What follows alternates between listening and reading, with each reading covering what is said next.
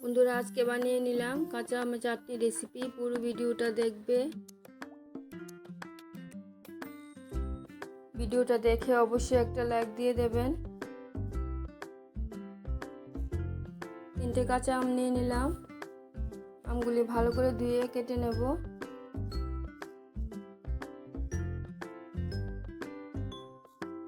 আমি চাটনি বানানোর জন্য প্রথমে মশলাটা বানিয়ে নিচ্ছি।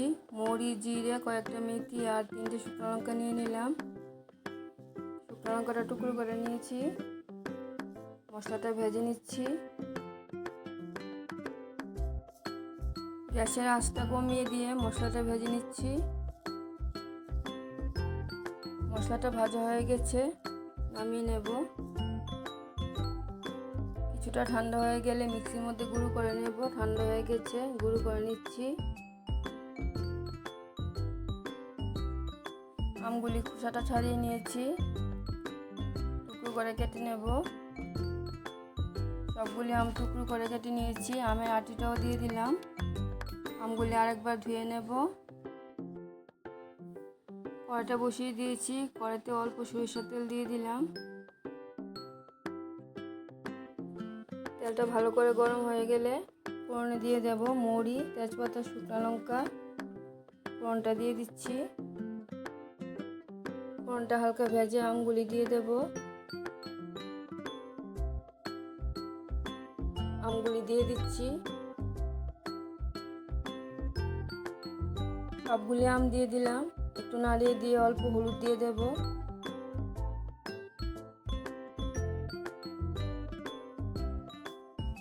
হলুদটা দিয়ে দিচ্ছি।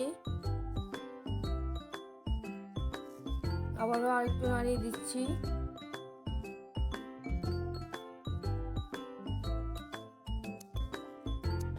তারপর দিয়ে দিচ্ছি লবণটা।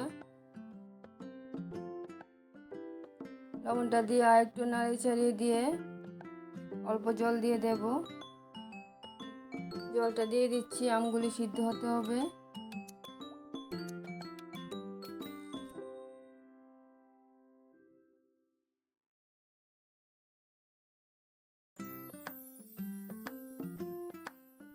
জলটা দেওয়ার পর আমগুলি একটু পরপর নাড়িয়ে দিতে হবে।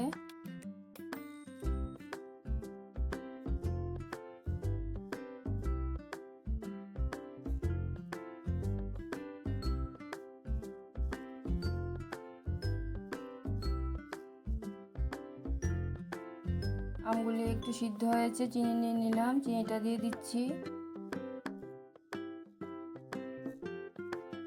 আমের টক অনুযায়ী চিনিটা দিয়ে দিতে হবে। আমি প্রথমে এতটুকু চিনি দিয়ে দিলাম, পরে লাগলে আবার দিয়ে দেব। চিনিটা দিয়ে ভালো করে সিদ্ধ করে নেব। আর একটু লবণ দিয়ে দিলাম।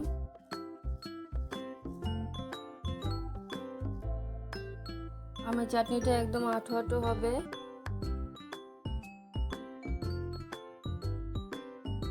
এভাবে একটু পরপর নাড়িয়ে দিতে হবে, না হলে লেগে যাবে।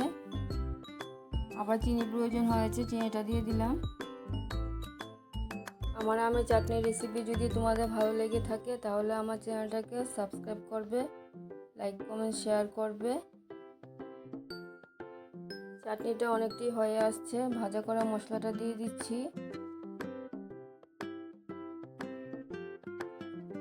মশলাটাকে ভালো করে মিশিয়ে আরেকটু আশিয়ে নেব। একদম আঠো আঠো আমের চাটনি ফ্রিজের মধ্যে রেখে অনেক দিন ধরে খেতে পারবে।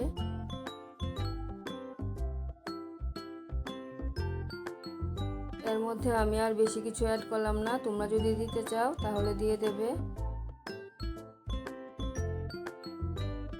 একদম আঠো আঠো আমের চাটনি কমপ্লিট হয়ে গেছে। আবার দেখা হচ্ছে পরে ভিডিওতে। তোমরা সবাই ভালো থাকবে, সুস্থ থাকবে। ধন্যবাদ সবাইকে।